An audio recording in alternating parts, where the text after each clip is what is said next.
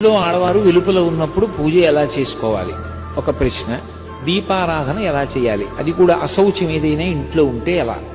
ఆడవారు వెలుపల ఉన్నా పూజ చేసుకోవడానికి అభ్యంతరం అనేటటువంటి ప్రశ్న అసలు ఎక్కడా లేదు. ఎందుకు లేదు అంటే, పూజ అనేటటువంటిది ఎవరు చెయ్యాలి అంటే ఇంటి యజమాని చెయ్యాలి. ధర్మపత్ని సమేతస్య అనుంది కానీ ధర్మపతి సమేతస్య అని ఉండదు సంకల్పం. అంటే దాని అర్థం ఎవరు చెయ్యాలని? యజమాని చెయ్యాలి.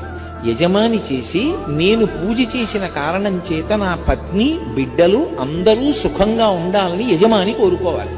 కాబట్టి ఇప్పుడు ఇల్లాలు వెలుపల ఉంటే ఇంట్లో పూజ చేయడానికి అభ్యంతరం ఎక్కడుంది? అభ్యంతరం ఏం లేదు. ఆవిడ వెలుపల ఉంటే ఆవిడ కాదు కదా పూజ చేసేది, మీరు చేసుకోవచ్చు. ఒకవేళ ఆవిడ వెలుపల ఉందండి, పిల్లలు చిన్నవాళ్ళు, వాళ్ళ బాగోగులు చూడాలి, వాళ్ళకి వేళకి పలహారం పెట్టాలి, ఏదో పాలు కాచి ఇవ్వాలి, అటు అది ఇది కూడా కష్టం అనుకుంటే లఘువు చేసుకోండి.